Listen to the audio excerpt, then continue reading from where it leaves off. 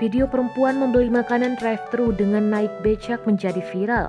Unggahan akun TikTok @kendah pada Minggu 28 Maret 2021 telah ditonton jutaan kali. Dalam videonya, pengunggah antri untuk membeli makanan cepat saji lewat layanan drive-thru. Tak seperti pembeli lain yang mengendarai mobil, perempuan itu memilih untuk naik becak. Perempuan dalam video tersebut bernama Kendah 20 tahun dari Jakarta. Saat dihubungi, ia membenarkan membeli makanan drive-thru dengan naik becak. Video itu dibuat Kendah di Semarang, Jawa Tengah pada Minggu 21 Maret 2021 lalu. Kendah saat itu memang sedang berkunjung ke Lawang Sewu, Semarang. Ketika ingin berkeliling ke tempat lain, dirinya melihat seorang penarik becak sedang tidur. Kendah lalu memutuskan untuk berkeliling di Semarang diantar oleh penarik becak itu. Ia pun tak malu untuk memulai obrolan dengan pria tersebut. Saat berbincang, penarik becak itu mengaku belum makan. Kendah berinisiatif untuk membelikan makanan dan minuman.